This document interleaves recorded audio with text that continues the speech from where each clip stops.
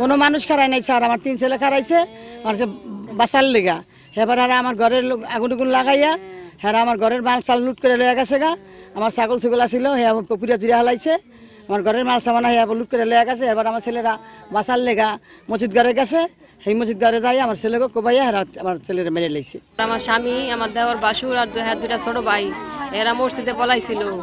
এই জায়গায় যাইয়া আমার স্বামী রে, আমার বাসুর রে, 2 বাসুর আর ওই যে ছোট ভাই 3 জনের জায়গায় মাইরা লাইছে, আর 2 জন আহত, কঠিন রক্তাক্ত হাড় কাটা জখম। শাহজাহান মুহুরি, তারপর হোসেন হদ্দার, তুরান হদ্দার, আমির হদ্দার ঘরের জিনিসপত্র সব বস্তা বইটা নিয়ে লুটমাট কইরা এরপর আগুন ধরাই দিছে। একটা মানুষ আশ্রয় নেওয়ার জন্য মসজিদে গেছে, সেখানে সে রক্ষা পান নাই। আল্লাহর ঘর মসজিদে রক্ষা পান নাই, তাহলে যারা মারছেন তারা কত বড় নরপিচাস।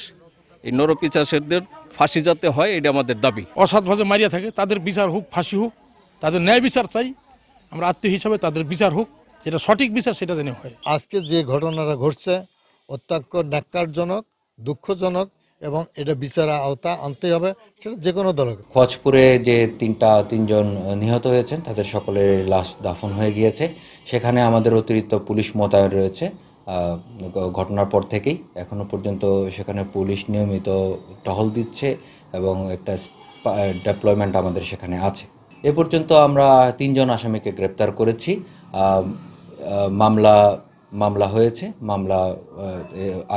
আসামি যারা নিহত হয়েছে, নিহতের পরিবারের সদস্যরা তারা মামলা করেছে। প্রধান আসামি এখনো পর্যন্ত 1 নম্বর আসামি যাকে বলছি, এতে 1 নম্বর আসামি এখনো পর্যন্ত গ্রেপ্তার হয়নি, তবে আমাদের গ্রেপ্তার প্রক্রিয়া চলমান আছে। আমাদের থানা পুলিশ সহ অন্যান্য পুলিশের অন্যান্য টিমগুলো এই ব্যাপারে যথেষ্ট আমরা চেষ্টা করছি যত দ্রুত সম্ভব অপরাধীকে আইনের আওতায় নিয়ে আসার জন্য।